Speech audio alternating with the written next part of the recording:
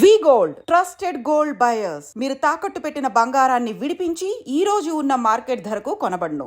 జ్యోతిష్యుడు అస్థిపంజరంలా మారాడు. ఏంటి ఇదేదో మంత్రశక్తి తంత్రశక్తి అని ఆశ్చర్యపోతున్నారా? కాదు.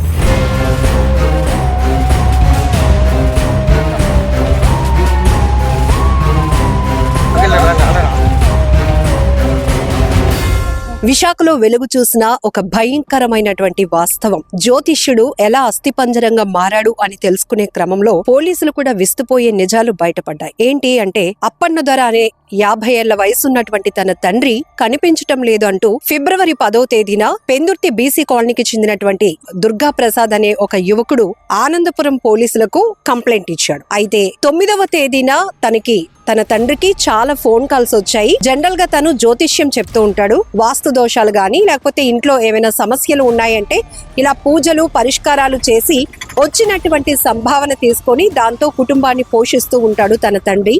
అయితే 9వ తేదీన ఇంటి నుంచి వెళ్ళినటువంటి వ్యక్తి ఇప్పటి వరకు అంటే నైట్ కూడా రాలేదు అని వాళ్ళు వెయిట్ చేసి 10వ తేదీన ఆనందపురం పోలీసులకు కంప్లైంట్ ఇచ్చాడు. ఆనందపురం పోలీసులకు కంప్లైంట్ ఎందుకు ఇచ్చారంటే, ఉప్పాడలో తన తండ్రి మిస్ అయినట్టు సీసీటీవీ రికార్డ్ లో కూడా కనిపించింది అనే అనుమానాన్ని కూడా తను వ్యక్తం చేశాడు. కట్ చేస్తే భీమిలి పోలీస్ స్టేషన్ పరిధిలో ఒక ప్రైవేట్ లేఅవుట్ లో ఒక వ్యక్తి యొక్క అస్థి పంజరాన్ని గుర్తించారు స్థానికులు. ఇమీడియట్ గా భీమిలి పోలీసులకు కంప్లైంట్ ఇచ్చారు. ఈ రెండు ఏదైతే 10వ తేదీన మిస్ అయినటువంటి ఒక మిస్సింగ్ కేసు, ఇక్కడ అస్థి పంజరం ఏదైతే వెలుగు చూసిందో, ఈ రెండింటిని కంపారిజన్ చేసినప్పుడు ఈ కొడుకు ఎవరైతే దుర్గా ప్రసాద్ అస్థి పంజరం దగ్గర కొన్ని వస్తువులను గుర్తించి ఇది తన తండ్రి శవంగానే తను గుర్తించి పోలీసులకు చెప్పడం జరిగింది. ఇంత అధ్వానమైన పరిస్థితిలో ఒక వ్యక్తి అస్థి పంజరంగా మిగలటానికి కారణం ఏంటి, ఎవరు ఈ హత్య చేసి ఉంటారు అనే కోణంలో భీమిలి పోలీసులు తమదైన స్టైల్లో విచారణ కొనసాగించగా విస్తుపోయే నిజాలు వాస్తవాలు బయటపడ్డాయి. ఊళ్ళ చిన్నారావు, మౌనిక వీళ్ళిద్దరూ భార్యాభర్తలు. వీళ్ళిద్దరూ నెదుర వల్లసలో ఉంటున్నారు. అయితే ఒక 1 month క్రితం వీళ్ళేమో ఆనందపురం పోలీస్ స్టేషన్ పరిధిలో ఒక ఏరియాలో అద్దెకుంటూ ఉన్నారు. ఆ ఎదురుగుంటానే ఎడ్ల తిరుపతమ్మ అనే మహిళ టీ కొట్టు నడుపుతూ ఉంటుంది. జనరల్ గా ఒక్కొక్క ఏరియాలో బాగా నోటెడ్, మనం ఎవరైనా అడ్రస్ అడగడానికి కూడా అక్కడ టీ షాప్ గానీ కిరాణా షాప్ రన్ చేసే వాళ్ళని ఈజీగా అడుగుతుంటాం. ఎందుకంటే వాళ్ళు వచ్చిపోయే వాళ్ళ రాకలు ఎక్కువగా గమనిస్తూ ఉంటారు కాబట్టి ఈజీగా అడ్రస్లు కూడా చెప్పడానికి వాళ్ళకి ఒక అవకాశం ఉంటుంది.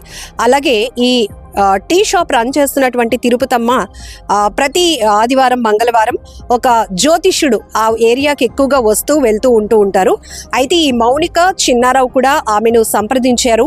మాకు కూడా చాలా కష్టాలున్నాయి, చాలా ఇబ్బందులు పడుతున్నాం, ఆ జ్యోతిష్యుడు గురువు గారి ద్వారా మాకేమైనా పరిష్కారం లభిస్తుందేమో అని ఒక పరిచయం ఏర్పాటు చేసుకున్నారు. తన ఇంట్లో కూడా పూజలు జరిగితే మాకేదైనా అంతా మంచి జరుగుతుందనేటువంటి ఒక ఆలోచనతో ఈ మౌనిక ఆ గురువు గారిని ఇంటికి రప్పించుకుంది. అయితే జ్యోతిష్యం ఏదైతే ఈ వాస్తు దోషాలు కానీ ఎలాంటి ఇంట్లో ఆర్థిక పరమైన సమస్యలు లేకపోతే దాంపత్య పరంగా ఉన్నటువంటి సమస్యలు, పిల్లలు లేని వాళ్ళకి మేము పరిష్కారం చూపిస్తాం, దానికి అనుగుణంగా దోష నివారణ పూజలు చేస్తూ ఉంటామని చాలా మంది జ్యోతిష్యులు చాలామంది అవుతున్న పరిస్థితులు కూడా మనం చాలా చూస్తున్నాం. ఈ క్రమంలోనే మీ ఇంట్లో పూజ చేస్తే మీకున్నటువంటి పరిస్థితులన్నీ మారుతాయి, మీ సమస్యలు తీరుతాయి అని నమ్మించినటువంటి ఈ జ్యోతిష్యుడు అప్పన్న దొర మౌనికను బెదిరించడమే కాదు ఆమెపై బలాత్కారం చేశాడు అని మౌనిక చెప్పుకొచ్చింది. అయితే తన భర్తకి ఈ విషయం అంతా చెప్పింది. జ్యోతిష్యుడు ఇలా పూజ చేస్తాడని ఇంటికి పిలిపిస్తే తనని బలాత్కారం చేశాడని, చాలా ఇబ్బంది పెట్టాడు, అంతేకాదు ఒకవేళ ఈ విషయం నువ్వు ఎవరికైనా చెప్తే కూడా నీ కుటుంబం నువ్వు నాశనం అయిపోతారు అని నన్ను బెదిరించాడు అంటూ ఈ మౌనిక తన భర్త చిన్నారావుకి తన బాధని చెప్పుకొచ్చింది. ఇద్దరు కూడా పథకం ప్రకారం ప్లాన్ చేసుకుని ఇతన్ని ఎలాగైనా హతమార్చాలని ఒక ఆలోచనకు వచ్చి ఈ చిన్నారావు ఏం చేశాడంటే, ఉప్పాడలో తన తల్లి ఉంటుందని, తనకి హెల్త్ బాగోట్లేదు, దయచేసి జ్యోతిష్యులు మీరు గురువు గారు కాబట్టి ఏదైనా పరిష్కార మార్గంగా ఒక పూజ చేయండి, 7,000 రూపాయలు మీకు అందుకుగాను సంభావన కూడా ఇస్తానని నమ్మించి ఒప్పించి ఈ జ్యోతిష్యుడిని ఏం చేశారంటే భీమిలి ఆనందపురం వైపు వెళ్తూ ఉన్నటువంటి హైవే క్రాస్ రోడ్లో ఉప్పాడ అనే ప్లేస్కి తీసుకువెళ్తూ ఉన్నట్టు సీసీటీవీలో రికార్డ్ కూడా అయింది. అయితే ఈ పథకం ప్రకారం ఏదైతే మౌనిక అలాగే చిన్నారావు వాళ్ళ వెంట తీసుకెళ్లినటువంటి ఒక బటన్ నైఫ్ తో అతన్ని హత్య చేశారు. ఈ క్రమంలో వాళ్ళిద్దరి మధ్య పెనుగులాట జరిగింది. జ్యోతిష్యుడికి అలాగే మౌనిక భర్త చిన్నారావుకి మధ్య. ఈ చిన్నారావు చేతికి కూడా, ఎడమ చేతికి కూడా గాయమైంది. తను ఒక 2 రోజుల పాటు కేజీహెచ్ హాస్పిటల్లో ట్రీట్మెంట్ కూడా తీసుకున్నాడు. ఆ తర్వాత తిను రికవరీ అయిన తర్వాత హత్య జరిగినటువంటి ప్రాంతంలో వీళ్ళు 2 లీటర్ల టిన్నర్ అలాగే మరొక 2 లీటర్ల పెట్రోల్ కూడా తీసుకొని వెళ్లి ఆ ఆధారాలు కూడా లేకుండా, అంటే ఈ హత్య మనం చేశాము అనేటటువంటి ఒక ఆధారం కూడా దొరకకుండా ఉండేందుకు వాళ్ళు ఆ పెట్రోల్ పోసి టిన్నర్ పోసి మొత్తంగా ఆధారాలు లేకుండా చేసే క్రమంలో పూర్తిగా బాడీని కాల్చేయడం వల్ల అక్కడ అస్థి పంజరాలు మాత్రమే మిగిలాయి. అయితే తమదైన స్టైల్లో భీమిలి పోలీసులు మొత్తం కేసుని టేకప్ చేసిన తర్వాత ఈ మౌనిక చిన్నారావులు ఇతన్ని హత్య చేశారని గమనించి ఇద్దరిని ఇమీడియట్గా కస్టడీలోనికి తీసుకున్నారు. వాళ్ళ నుంచి ఏదైతే ఉపయోగించినటువంటి కత్తిని, అలాగే ఈ చనిపోయినటువంటి జ్యోతిష్యుడి యొక్క సెల్ ఫోన్ పౌచ్ని, ఇంకా కొన్ని వస్తువులను కూడా అక్కడ గుర్తించడం జరిగింది. వీటన్నిటిని కూడా వాళ్ళు స్వాధీనం చేసుకున్నారు.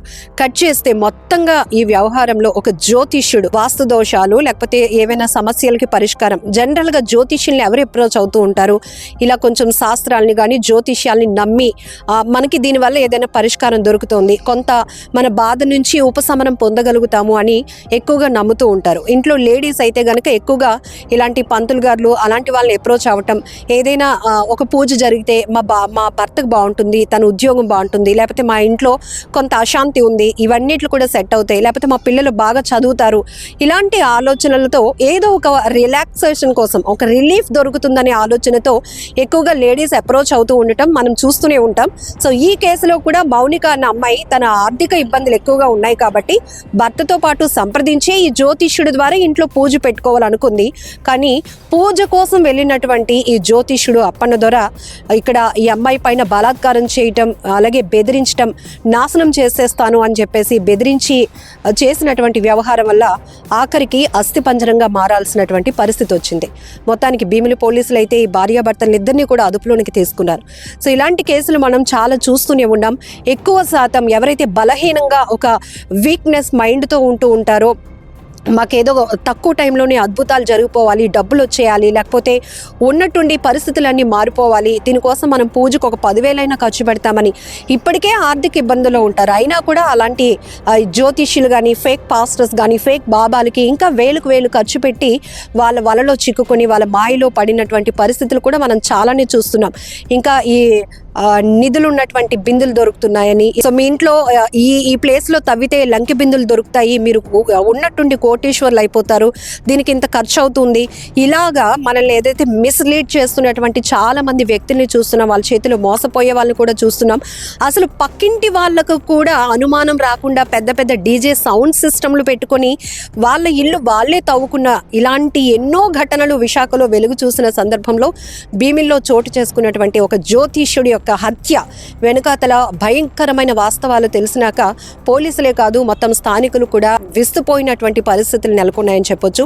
ఏదేమైనా ఇలాంటి కేసుల నుంచి కూడా ఇదొక భయంకరమైన క్రైమ్ అయినప్పటికీ ఇందులో జరుగుతున్నటువంటి పరిస్థితులు, దానికి కారణాలు, హత్యలు కానీ ఆత్మహత్యలు, వాటి వెనుకాతలో ఉన్న కారణాలు తెలిస్తే మాత్రం ప్రతి ఒక్కరు షాక్ గురవాల్సిందే. ఏం జరిగిందంటే ఆదివారం 9వ తారీఖు లైన్కి వచ్చారు సార్. ఆనందపురం లైన్కి వచ్చి 9 నుంచి మధ్యాహ్నం 3 గంటల వరకు లైన్ తిరుక్కున్నారు సార్. ఏం పని చేస్తారు? జ్యోతిష్యం చెప్తుంటారు సార్. ఈ జ్యోతిష్యం చెప్తుంటారు. మీ నాన్నగారి పేరు ఏం పేరండి? మూతప్పని సార్. ఆయన మీ నాన్నగారని మీరు కన్ఫర్మ్ చేసి చెప్పారా? Sir confirm sir. మీ నాన్నగారే? నాన్నగారే. మీకు ఎవరికైనా అనుమానాలు ఏమైనా ఉన్నాయి మీరు? మాకు అనుమానం అనేది 8వ తారీఖు శనివారం ఫోన్ కాల్ మాత్రం ఎక్కువ వచ్చినట్టు మాకు తెలిసింది సార్. మా చుట్టాలు అందరూ పిల్లకాళ్ళు మాత్రం వెళ్ళినప్పుడు ఆ రోజు 8వ తారీఖు మాత్రం ఎక్కువ ఫోన్స్ రావడం, మా ఊడి గురించి ర్యాష్గా మాట్లాడడం, అవతల కూడా ర్యాష్గా మాట్లాడడం ఇలా జరిగిందని సార్. ఆ మరుసటి నాడే ఆదివారం మిస్సింగ్ అయిపోయింది. అంటే ఏమని మాట్లాడారు ఫోన్లో?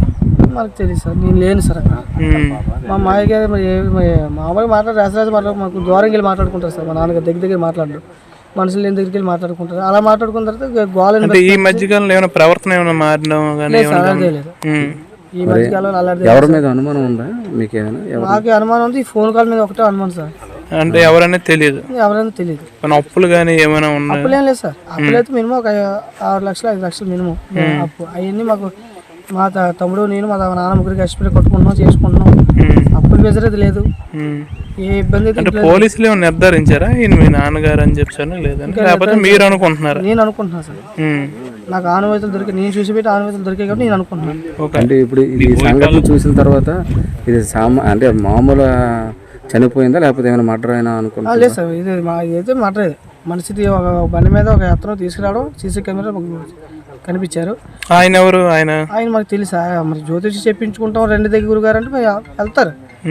మీకు బోయిపాలెం కాపులపడి చుట్టుపక్కల చుట్టాలు ఎవరు ఉన్నారా? ఏం లేదు సార్. అంటే సీసీ కెమెరాలో చూసారా మీరు? నాన్న బండి మీద తీసుకురా చూసాను సార్. ఎక్కడ చూసాను సార్. అక్కడ ఆంధ్రప్రదేశ్ సెంటర్ నుంచి అవి మెయిన్ హైవే ఉంది వైజాగ్ రూట్లో, అలా చెక్ చేసుకుంటూ వచ్చి ఇక్కడ నుంచి మళ్ళీ ఇక్కడ అలా స్కూల్ ఉంది కదా సార్, ఆ స్కూల్లో మళ్ళీ సీసీ కెమెరా చూస్తే అక్కడ పడ్డారు సార్. అక్కడి నుంచి ఇటు వచ్చారు సార్. మళ్ళీ ఇక్కడ చూస్తే ఇక్కడ లేదు, పర్లేదు. ఎప్పుడు జరిగింది ఇది? ఇది 3 రోజులు అవుతుంది సార్ జరిగింది. మిస్సింగ్ కేసు ఏమైనా నమోదు చేశారా? మిస్సింగ్ రమేష్ సార్ ఆన్స్పర్ అని ఏమైనా నమోదు చేశారు? ఆదివారం మా నాన్నగారు లైన్కి వచ్చి రావడం, మరి మిస్ అయిపోయి ఫోన్ 3 గంటలకు ఫోన్ చేస్తే స్విచ్ ఆఫ్ అని వస్తుందండి. వాళ్ళని దర్యాప్తం చేశారా Anantapuram police station?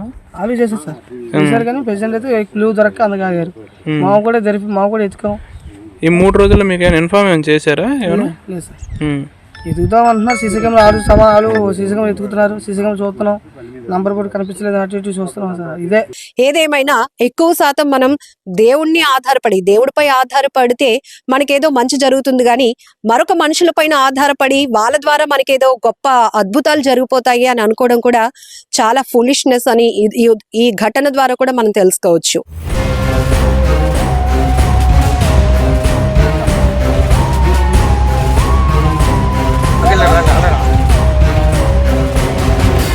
Camera person Shekhar తో లక్ష్మి, ఐ డ్రీమ్, వైజాగ్.